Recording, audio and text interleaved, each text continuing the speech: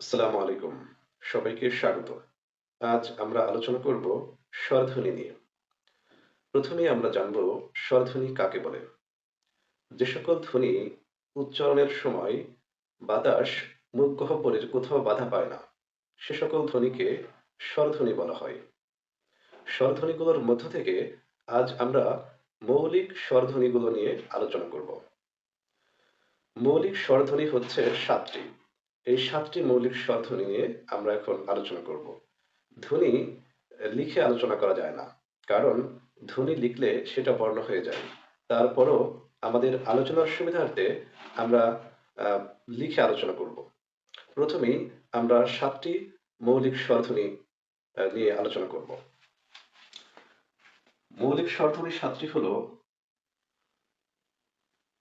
অ, এ, আ, ই, উ, এ, ও। আমরা ৭টি মৌলিক স্বরধ্বনি পেলাম। ১, ২, ৩, ৪, ৫, ৬, ৭। এখন আমরা দেখব এই মৌলিক স্বরধ্বনিগুলোর জন্য কতগুলো বর্ণ আমরা পাবো। অ ধ্বনিটা লিখে প্রকাশ করার জন্য আমরা যে প্রতীক ব্যবহার করি সেটা হলো অ, এরকম। এ ধ্বনির লিখিত কোনো রূপ নেই, অর্থাৎ এ ধ্বনিটি হলো বর্ণহীন ধ্বনি। এই ধ্বনিটির কোনো বর্ণ নেই। আ ধ্বনিটা লিখে প্রকাশ করার জন্য আমরা যে বর্ণটি পাবো সেটা হলো আ।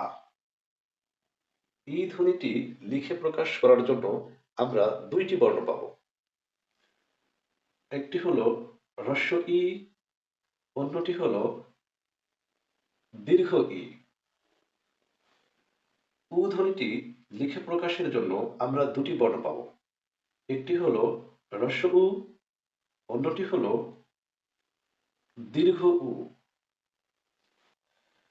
এ ধ্বনিটি লিখে প্রকাশ করার জন্য আমরা একটি বর্ণ পাবো, সেটি হলো এ। ও ধ্বনিটি লিখে প্রকাশ করার জন্য আমরা একটি বর্ণ পাবো, সেটা হলো ও। তাহলে এখন আমরা দেখব আমরা এই মৌলিক স্বরধ্বনিগুলোর জন্য কতটি বর্ণ পেলাম। ১, ২, ৩, ৪, ৫, ৬, ৭, ৮। আমরা মৌলিক স্বরধ্বনি যে ৭টি, এই ৭টি স্বরধ্বনির মধ্যে এ ধ্বনিটি হলো বর্ণহীন ধ্বনি। তাহলে এ ধ্বনির জন্য আমরা কোনো বর্ণ পাচ্ছি না। বাকি যে ৬টি মৌলিক স্বরধ্বনি, এই বাকি মৌলিক স্বরধ্বনি ৬টির জন্য আমরা ৮টি বর্ণ পাচ্ছি। তাহলে কি আমাদের আ স্বরবর্ণ কি ৮টি হবে? না। আমি আবারও ক্লিয়ার করছি। এখানে এ ধ্বনিটি বাদে বাকি যে ৬টি মৌলিক স্বরধ্বনি রয়েছে, এই ৬টি মৌলিক স্বরধ্বনির জন্য আমরা সর্বমোট ৮টি স্বরবর্ণ পাবো। এর মানে এটা নয় যে আমাদের স্বরবর্ণ ৮টি। আমাদের স্বরবর্ণ কিন্তু ১১টি। তাহলে এখানে আমরা পাচ্ছি ৮টি। বাকি আরো ৩টি স্বরবর্ণ রয়েছে। এই স্বরবর্ণগুলোর সাথে আরো যুক্ত হবে ৩টি স্বরবর্ণ। তারা হলো রি, ওই এবং ও। তাহলে আমরা এখানে পেলাম ৮টি এবং এই হলো ৩টি। তাহলে সর্বমোট আমরা স্বরবর্ণ পাচ্ছি ১১টি। আমি বিষয়টা এক নজরে আবার বলছি। মৌলিক স্বরধ্বনি যে ৭টি, তার মধ্যে এ ধ্বনির কোনো বর্ণ নেই। এ ধ্বনিটি বাদ দিলে বাকি যে ৬টি মৌলিক স্বরধ্বনি থাকে, এই ৬টি মৌলিক স্বরধ্বনির জন্য আমরা বর্ণ পাবো ৮টি। এই ৮টি বর্ণের সাথে রি, ওই এবং ঔ যোগ করলে আমরা সর্বমোট স্বরবর্ণ পাই ১১টি।